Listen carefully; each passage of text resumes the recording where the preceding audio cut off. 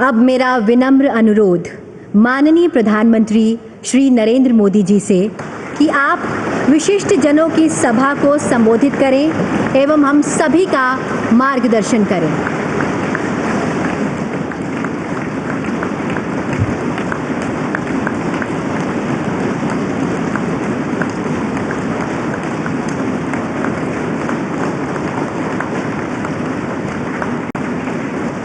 आदरणीय उपराष्ट्रपति जी,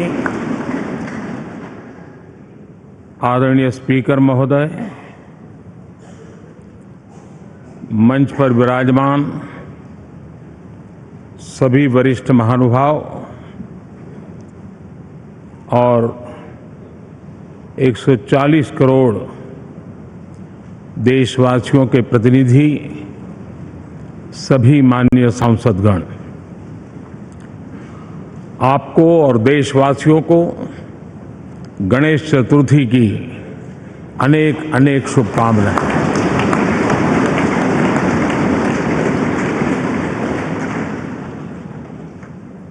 आज नए संसद भवन में हम सब मिलकर के नए भविष्य का श्री गणेश करने जा रहे हैं।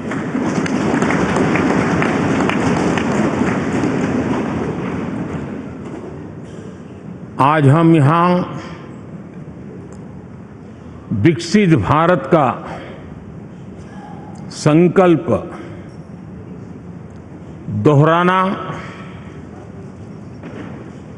फिर एक बार संकल्पबद्ध होना और उसको परिपूर्ण करने के लिए जी जान से जुटने के इरादे से नए भवन की तरफ प्रस्थान कर रहे हैं।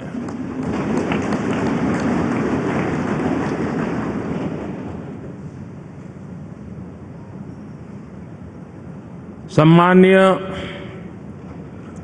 सभागृह, ये भवन और उसमें भी ये सेंट्रल हॉल एक प्रकार से हमारी भावनाओं से भरा हुआ है। हमें भावुक भी करता है और हमें हमारे कर्तव्य के लिए प्रेरित भी करता है। आजादी के पूर्व ये खंड एक प्रकार से लाइब्रेरी के रूप में इस्तेमाल होता था, लेकिन बाद में संविधान सभा की बैठक यहाँ शुरू हुई और उन संविधान सभा की बैठकों के द्वारा गहन चर्चा विचारणा कर करके हमारा संविधान यहीं पर आकार लिया। यहीं पर 1947 में अंग्रेजी हुकूमत ने सत्ता हस्तांतरण किया। उस प्रक्रिया का भी साक्षी हमारा ये सेंट्रल हॉल है। इसी सेंट्रल हॉल में भारत के तिरंगे को अपनाया गया। हमारे राष्ट्रगान को अपनाया गया और ऐतिहासिक अवसरों पर आजादी के बाद भी सभी सरकारों के दरमियान अनेक अवसर आए जब दोनों सदनों ने मिलकर के यहाँ पर भारत के भाग्य को गढ़ने के पर विचार किया, सहमति बनाई और निर्णय भी किए। 1952 के बाद दुनिया के करीब 41 राष्ट्राध्यक्षों ने इस सेंट्रल हॉल में हमारे सभी माननीय सांसदों को संबोधित किया है।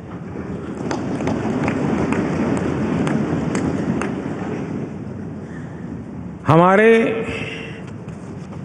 राष्ट्रपति महोदयों के द्वारा 86 बार यहां संबोधन किया गया है।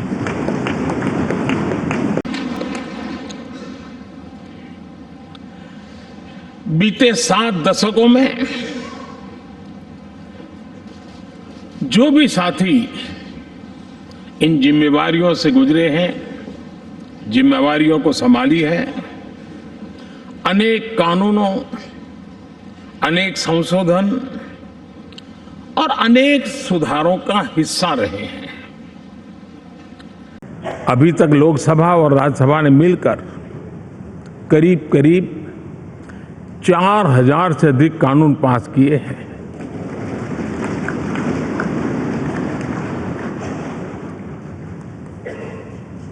और कभी जरूरत पड़ी तो ज्वाइंट सेशन के माध्यम से भी कानून पारित करने की दिशा में रणनीति बनानी पड़ी और उसके तहत भी दहेज रोकथाम कानून हो, बैंकिंग सर्विस कमीशन बिल हो, आतंक से लड़ने के लिए कानून हो, ये संयुक्त सत्र में पास किए गए हैं, इसी गृह में पास किए गए। इसी संसद में मुस्लिम बहन बेटियों को न्याय की जो प्रतीक्षा थी, शाहबानो केस के कारण कुछ गाड़ी उल्टी पार्टी पर चढ़ गई थी, इसी सदन ने हमारी उस गलतियों को ठीक किया और 3 तलाक विरुद्ध कानून हम सब ने मिलकर के पारित किया। संसद ने बीते वर्षों में ट्रांसजेंडर को न्याय देने वाले कानूनों का भी निर्माण किया। इसके माध्यम से हम ट्रांसजेंडर के प्रति सद्भाव और सम्मान के भाव के साथ उनको नौकरी, शिक्षा, स्वास्थ्य, बाकी जो सुविधाएं हैं, एक गरिमा के साथ प्राप्त कर सके, इसकी दिशा में हम आगे बढ़े। हम सभी ने मिलकर हमारे दिव्यांग जनों के लिए भी उनकी जरूरतों को देखते हुए, उनके एस्पिरेशंस को देखते हुए ऐसे कानूनों का निर्माण किया जो उनके लिए उज्जवल भविष्य की गारंटी बन रहे हैं। आर्टिकल 370 हटाने से लेकर वो विषय ऐसा रहा जो शायद ही कोई दशक ऐसा होगा कि चर्चा न हुई हो, चिंता न हुई हो और मांग न हुई हो। आक्रोश भी व्यक्त हुआ, सभागृह में भी हुआ, सभागृह के बाहर भी हुआ, लेकिन हम सबका सौभाग्य है कि हमें सदन में आर्टिकल 370 से मुक्ति पाने का, अलगाववाद, आतंकवाद के खिलाफ लड़ाई लड़ने का एक बड़ा महत्वपूर्ण कदम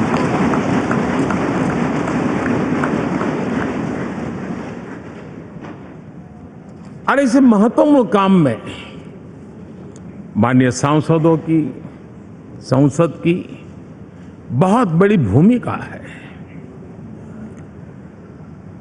जम्मू कश्मीर में इसी सदन में निर्मित हुआ संविधान हमारे पूर्वजों ने दिया हुआ वो महामूल्य दस्तावेज जम्मू कश्मीर में लागू करते हैं तो इस मिट्टी को प्रणाम करने का मन करता है। आज जम्मू और कश्मीर शांति और विकास के रास्ते पर चलने के लिए प्रतिबद्ध हुआ है और नए उमंग, नए उत्साह, नए संकल्प के साथ जम्मू कश्मीर के लोग आगे बढ़ने का कोई मौका अब छोड़ना नहीं चाहते हैं। ये दिखाता है कि संसद के सदस्यों ने मिलकर के संसद के भवन में कितने महत्वपूर्ण काम किए हैं। माननीय सांसदगण, लाल किले से मैंने कहा था, यही समय है, सही समय है।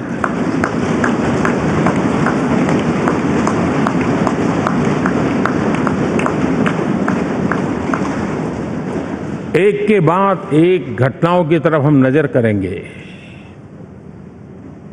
हर घटना इस बात का गवाह दे रही है कि आज भारत एक नई चेतना के साथ पुनर्जागृत हो चुका है।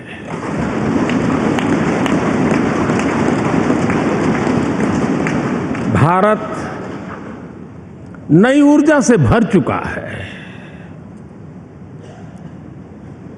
और यही चेतना, यही ऊर्जा इस देश के कोटि कोटि जनों के सपनों को संकल्प में परिवर्तित कर सकती है और संकल्प को परिश्रम की पराकाष्ठा कर करके सिद्धि तक पहुंचा सकती है। ये हम देख सकते हैं।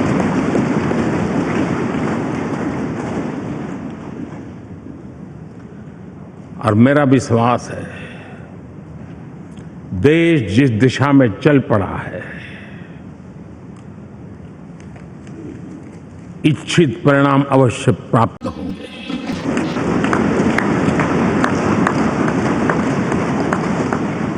हम गति जितनी तेज करेंगे, परिणाम उतने जल्दी मिलेंगे।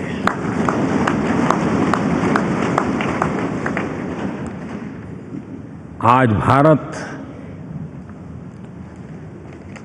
5वीं अर्थव्यवस्था पर पहुंचा है, लेकिन पहले 3 में पहुंचने के संकल्प के साथ बढ़ रहा है।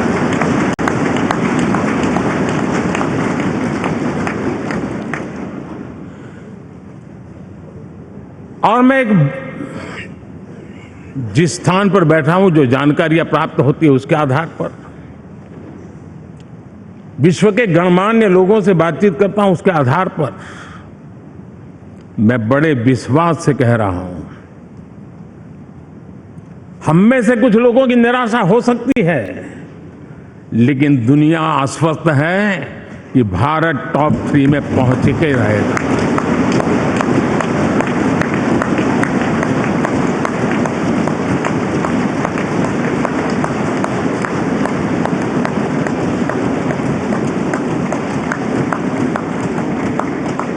भारत का बैंकिंग सेक्टर आज अपनी मजबूती के कारण से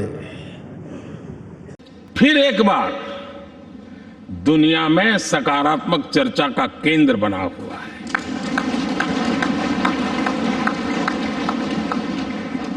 भारत का गवर्नेंस का मॉडल, यूपीआई, डिजिटल स्टेट, मैं इस G20 में देख रहा था, मैंने बाली में भी देखा। टेक्नोलॉजी की दुनिया को लेकर के भारत का नौजवान जिस प्रकार से आगे बढ़ रहा है, पूरे विश्व के लिए कौतुक भी है, आकर्षण भी है और स्वीकृति भी है।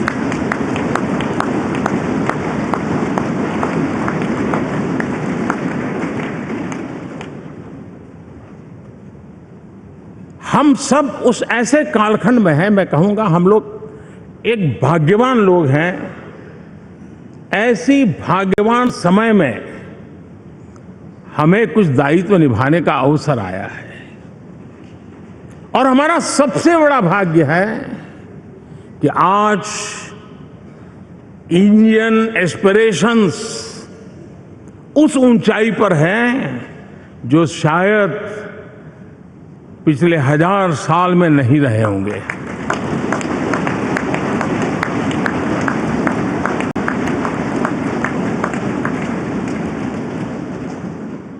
गुलामी के जंजीरों ने उसके एस्पिरेशंस को दबोच के रखा था।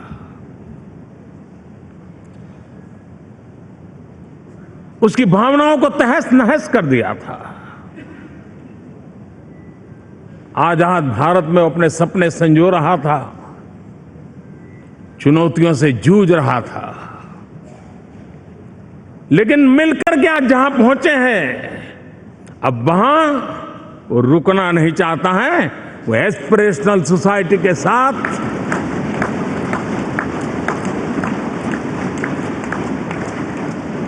नए लक्ष्य गढ़ना चाहता है।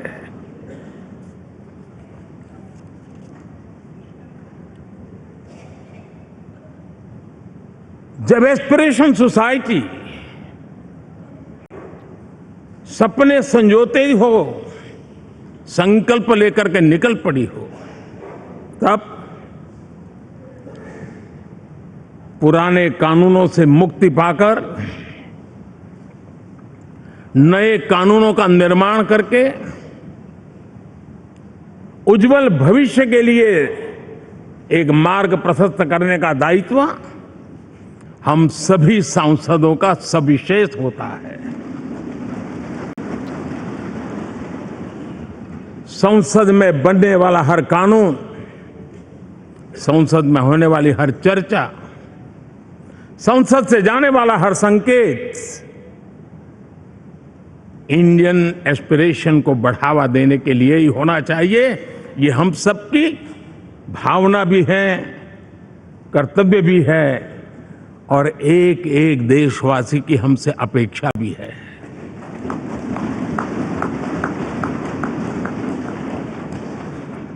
हम जो भी रिफॉर्म करें, उसके मूल में इंडियन एस्पिरेशन सबसे सर्वोच्च पद पर होना चाहिए, प्राथमिकता पर होना चाहिए।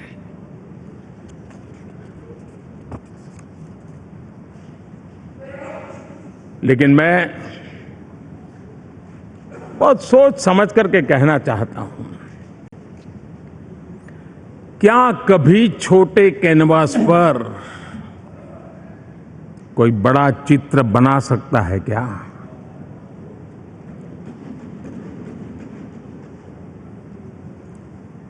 जैसे छोटे कैनवास पर बड़ा चित्र नहीं बन सकता, वैसे हम भी अगर हमारे सोचने के कैनवास को बड़ा नहीं कर सकते, तो भव्य भारत का चित्र भी हम नहीं अंकित कर सकते।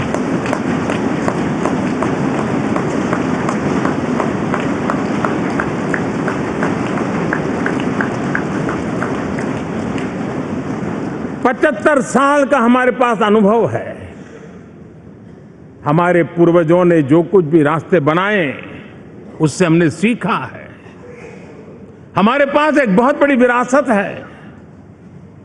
इस विरासत के साथ अगर हमारे सपने, हमारे संकल्प जुड़ जाए, हमारा सोचने का दायरा बदल जाए, हमारा कैनवास बड़ा हो जाए, तो हम भी उस भव्य भारत के चित्र को अंकित कर सकते हैं, उस तस्वीर का खाका खींच सकते हैं, उसमें रंग भरने का काम हम भी कर सकते हैं और आने वाली पीढ़ी को वो भव्य दिव्य मां भारती के हम उनको सुपुर्द कर सकते हैं। दोस्तों,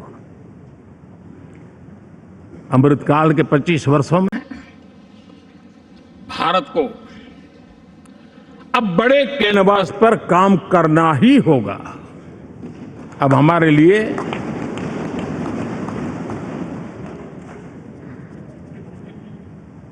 छोटी छोटी चीजों में उलझना, वो वक्त चला गया है। हमें आत्मनिर्भर भारत बनाने के लक्ष्य को सबसे पहले परिपूर्ण करना चाहिए और हमसे शुरुआत होती है, हर नागरिक से शुरुआत होती है। और आज दुनिया में भी एक समय ऐसा था कि लोग मुझे कहते थे, हमारे बड़े बड़े बुद्धिजीवी और अर्थशास्त्री लिखते थे कि मोदी आत्मनिर्भर की बात करता है तो मल्टीलेटरलिज्म के सामने चुनौती तो बन नहीं जाएगा, ग्लोबल इकोनॉमी के जमाने में ठीक तो नहीं होगा। लेकिन 5 साल के भीतर भीतर देखा, दुनिया भारत के आत्मनिर्भर मॉडल की चर्चा करने लग गई है।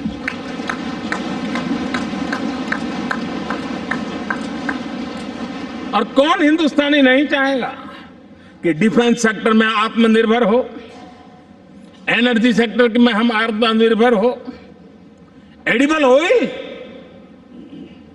क्या इस देश को आत्मनिर्भर नहीं होना चाहिए? कृषि प्रधान देश हम कहते हैं, खाने का तेल क्या अब देश बाहर से लाएगा?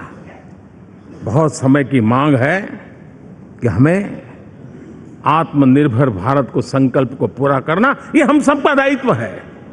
उसमें दल आड़े नहीं आते हैं, सिर्फ दिल चाहिए, देश के लिए चाहिए।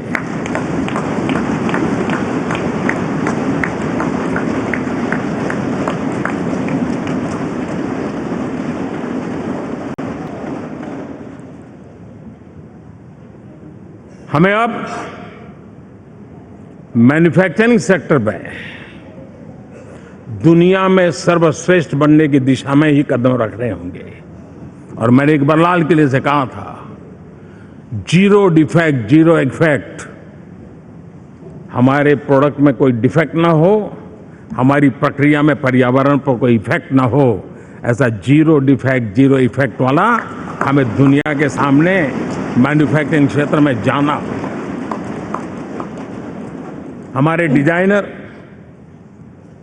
हमारे यहां निर्माण हो रही डिजाइन्स, हमारे सॉफ्टवेयर, हमारे एग्रीकल्चर प्रोडक्ट्स, हमारे हस्तशिल्प, हर क्षेत्र में अब हमें वैश्विक मापदंडों को पार करने के इरादे से ही चलना चाहिए, तब जाकर के विश्व के अंदर हम अपना झंडा फहरा सकते हैं।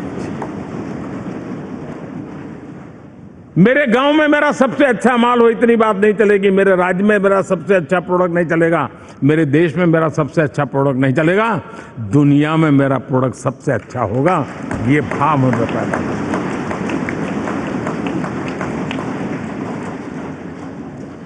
हमारी यूनिवर्सिटी दुनिया के अंदर टॉप रैंकिंग में आए, अब इसमें हमें पीछे नहीं रहना है। हमारे शिक्षा जगत को नई नेशनल एजुकेशन पॉलिसी मिली है, एक खुलापन है, सर्व स्वीकृत बनी है, उसके सहारे अब हमें चल पड़ना है।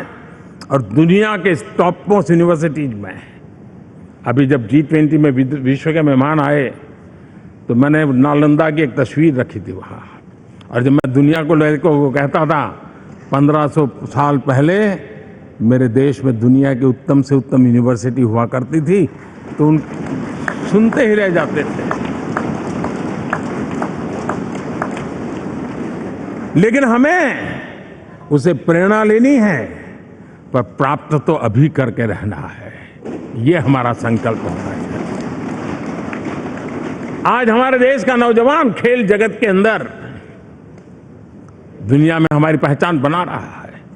टियर 2, टियर 3 सिटी से, गांव, गरीब परिवारों से, गांव से देश के नौजवान, देश की बेटे बेटियां आज खेलकूद के जगत जीवन में हमारा नाम रोशन कर रही है। लेकिन देश चाहता है और देश का संकल्प होना चाहिए कि अब खेलकूद के हर पोडियम पे हमारा तिरंगा भी लहराता होगा।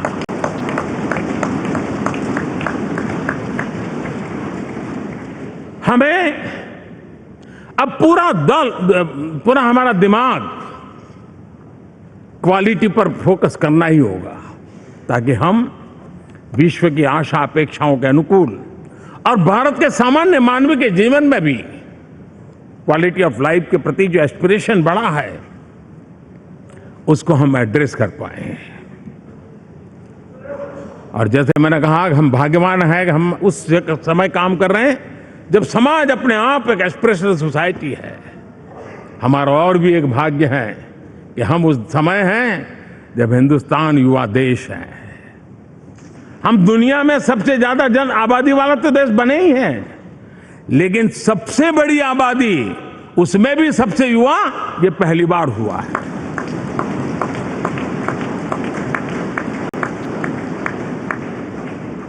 जिस देश के पास ये युवा शक्ति हो, युवा सामर्थ्य हो, तब हमें उसकी टैलेंट पे भरोसा है, हमें उसकी संकल्प शक्ति पे भरोसा है, उसकी साहस में हमें भरोसा है, और इसलिए हम चाहते हैं कि दुनिया में भारत का युवा अग्रिम पंक्ति में नजर आना चाहिए। वो स्थिति पैदा होनी चाहिए। आज पूरी दुनिया को स्किल मैन पावर की बहुत बड़ी जरूरत है और भारत विश्व की इस आवश्यकता की पूर्ति के लिए अपने आप को सज्ज कर सकता है और उन आवश्यकताओं को पूरी कर करके दुनिया में अपनी एक जगह भी बना सकता है।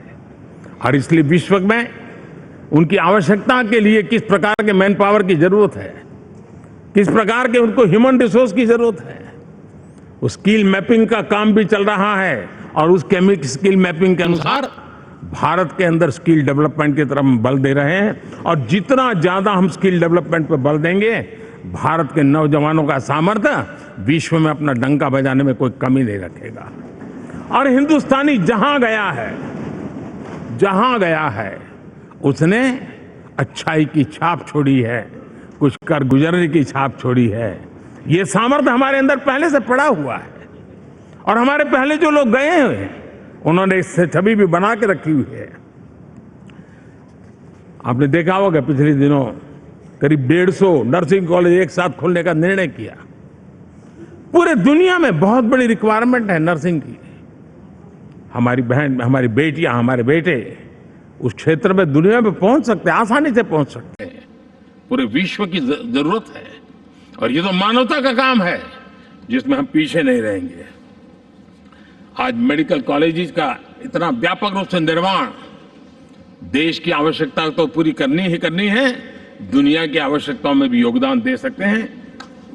कहने का तात्पर्य यही है, हर छोटी चीज पर बारीकी से ध्यान देते हुए, उस पर अपना ध्यान केंद्रित करते हुए हमें आगे बढ़ना है। हमें भविष्य के लिए सही समय पर सही फैसले भी लेने होते हैं। हम फैसलों को टाल नहीं सकते हैं। हम राजनीतिक लाभ नुकसान के गणा भाग के अंदर अपने आप को बंधी नहीं बना सकते हैं। हमें तो देश के एस्पिरेशन के लिए हिम्मत के साथ नए निर्णय करने होते हैं। आज सोलर पावर के सफल मूवमेंट्स हमारी भावी पीढ़ी के लिए एनर्जी क्राइसिस से मुक्ति की गारंटी दे रहा है। आज मिशन हाइड्रोजन आने वाले दिनों में जो एनवायरमेंट की चिंता है, जो टेक्नोलॉजी में बदलाव आ रहा है, उसके समाधान का रास्ता देने का सामर्थ्य रखती है। आज हमारा सेमीकंडक्टर जिस प्रकार से जीवन चलाने में हमारे हृदय की जरूरत रहती है, वैसे ही आज हमारी टेक्नोलॉजी चिप्स के बिना चल नहीं सकती और सेमीकंडक्टर उसके लिए बहुत अनिवार्य हैं। उस दिशा में हम आगे जाकर के इलेक्ट्रॉनिक मैन्युफैक्चरिंग में कोई रुकावट ना आए और जीवन कहीं अटक न जाए, उसलिए एक बहुत बड़ी मात्रा में हम काम कर रहे हैं। जल जीवन मिशन, हर जिले में 75 अमृत सरोवर, हमारी भावी पीढ़ी को, हमारे बच्चे उनको कभी पानी के बिना तरसना न पड़े, इसकी चिंता हम आज कर रहे हैं। विश्व के बाजार में हमारा हर व्यापार कारोबार पहुंचे, कॉम्पिटिटिव ताकत के साथ खड़ा रहे, लॉजिस्टिक सिस्टम को और अधिक कम खर्च वाला बनाना, एफिशिएंट बनाना, उस दिशा में हम बहुत नीतियां लेकर के चल रहे हैं। आज समय की मांग है कि भारत का एक ऐसा भारत का हम निर्माण करें। नॉलेज, इनोवेशन, ये समय की मांग है और दुनिया में हमें अग्रिम पंक्ति में जाने का ये रास्ता भी है। और इसलिए पिछले हमने समय नेशनल एजुकेशन पॉलिसी के साथ साथ टेक्नोलॉजी के बढ़ावे के लिए हमने रिसर्च और इनोवेशन का एक कानून भी पारित किया है, ताकि हमारे देश के नौजवानों को इस इनोवेशन के और चंद्रयान 3 की सफलता के बाद देश के नौजवानों के मन में विज्ञान की तरफ आकर्षण बढ़ रहा है। हमें मौका गंवाना नहीं है। हमारी युवा पीढ़ी को हमने रिसर्च और इनोवेशन के लिए पूरे अवसर देने हैं और इस इकोसिस्टम को बनाने के लिए हमने एक उज्जवल भविष्य के निर्माण की नींव रखी है। आदरणीय बंधुगण, सामाजिक न्याय ये हमारी पहली शर्त है। बिना सामाजिक न्याय, बिना संतुलन, बिना समभाव, बिना समत्व हम इच्छित परिणामों को घर के भीतर प्राप्त नहीं कर सकते। लेकिन सामाजिक न्याय की चर्चा बहुत सीमित बन के रह गई। हमें उसको व्यापक रूप में देखना होगा। हम किसी गरीब को कोई सुविधा दें, किसी समाज में दबे कुचले व्यक्ति को कोई सुविधा दें, वो तो सामाजिक न्याय की एक प्रक्रिया है। लेकिन उसके घर तक पक्की सड़क बन जाए ना, वो भी सामाजिक न्याय के लिए उसको मजबूती देती है। उसके घर के नजदीक में बच्चों के लिए अगर स्कूल खुल जाए तो वो भी उसको सामाजिक न्याय की मजबूती देती है।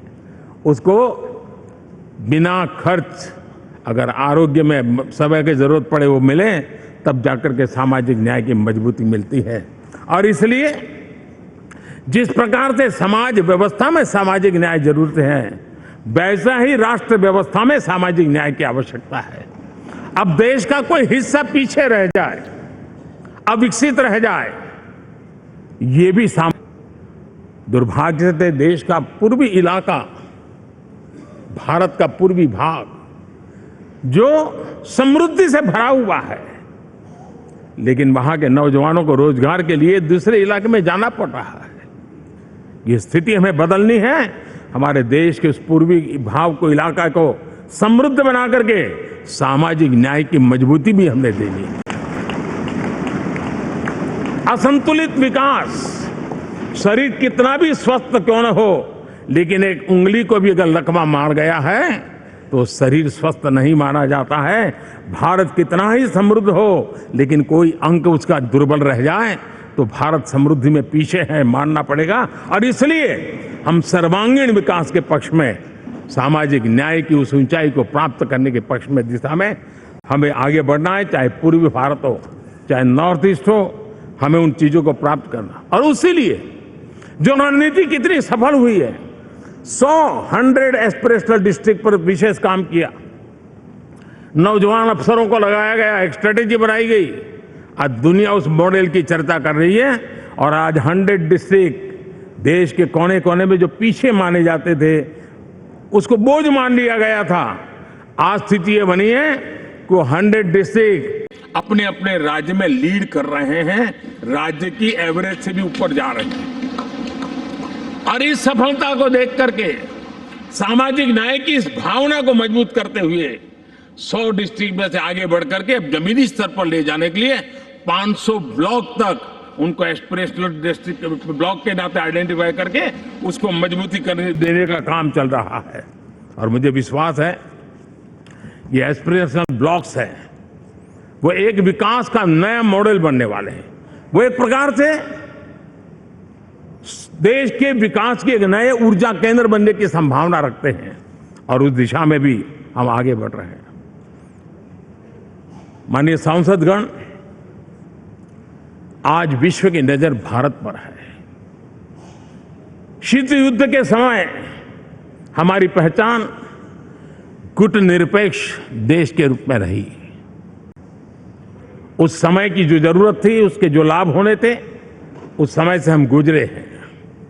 लेकिन अब भारत का स्थान कुछ और बना है और इसलिए उस समय गुटनिरपेक्ष की अवस्था आवश्यक होगी। आज हम उस नीति को लेकर के चल रहे हैं, जिस नीति को अगर हमें पहचानना है तो विश्व मित्र के रूप में हम आगे बढ़ रहे हैं। हम दुनिया से मित्रता कर रहे हैं, दुनिया हमारे में मित्र खोज रही है। ये शायद विश्व में एक भारत ने और दूरी नहीं, हो सके उतनी निकटता, उस रास्ते पर चल करके भी हम अपने विश्व मित्र के रूप में भाव आज सफलतापूर्वक आगे बढ़ा रहे हैं। और मुझे लगता है कि इसका लाभ आज भारत को हो रहा है। भारत आज दुनिया के लिए एक स्टेबल सप्लाई चेन के रूप में उभर रहा है और आज विश्व की ये जरूरत है और उस आवश्यकता की पूर्ति करने का काम G20 में भारत ग्लोबल साउथ के आवाज बनकर के उभरा है।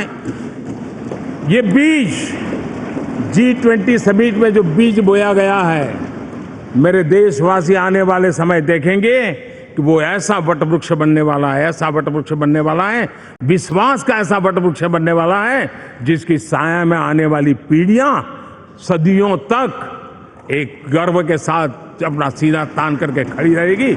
ये मुझे विश्वास है।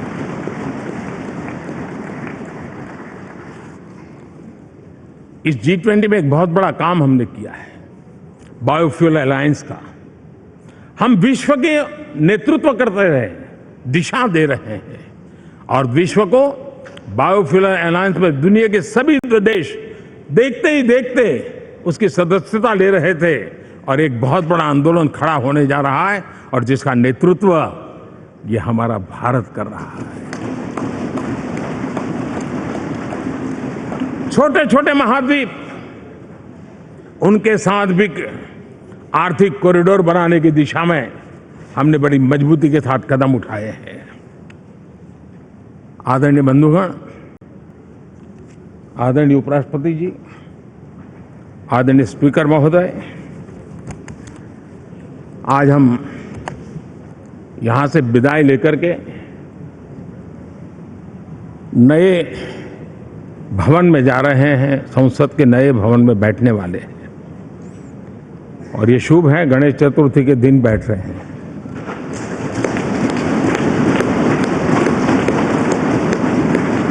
लेकिन मैं एक आप दोनों महानुभावों को एक प्रार्थना कर रहा हूं, एक विचार आपके सामने रख रहा हूं। मैं आशा करता हूं कि आप दोनों मिलकर के उस विचार पर जहां भी जरूरत पड़े मंथन करके कुछ निर्णय अवश्य कीजिए। और मेरी प्रार्थना है, मेरा सुझाव है कि अब हम जब नए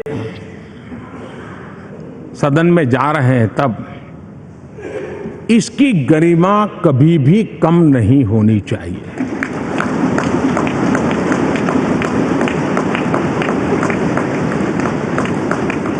इसे सिर्फ पुरानी पार्लियामेंट कहकर के छोड़ दें, ऐसा नहीं होना चाहिए।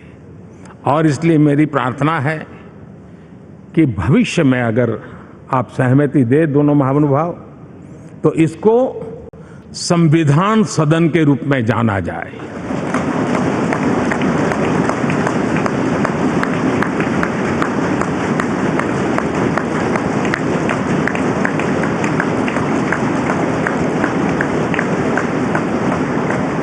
ताकि ये हमेशा हमारे रक्षा के लिए हमारी जीवन प्रेरणा बनी रहेगी। और जब संविधान सदन कहेंगे तब उन महापुरुषों का याद भी उसके साथ जुड़ जाएगी जो कभी संविधान सभा में यहाँ बैठा करते थे, गणमान्य महापुरुष बैठा करते थे। और इसलिए भावी पीढ़ी को ये तोहफा भी देने का अवसर हमें जाने नहीं देना चाहिए। मैं फिर एक बार इस पवित्र भूमि को प्रणाम करता हूं। यहाँ पर जो तपस्या हुई है, जन कल्याण के लिए संकल्प हुए हैं, इसको परिपूर्ण करने के लिए 7 दशक से भी अधिक समय से जो पुरुषार्थ हुआ है, उन सबको प्रणाम करते हुए मैं मेरी वाणी को विराम देता हूं और नए सदन के लिए आप सबको शुभकामनाएं देता हूं। बहुत बहुत धन्यवाद।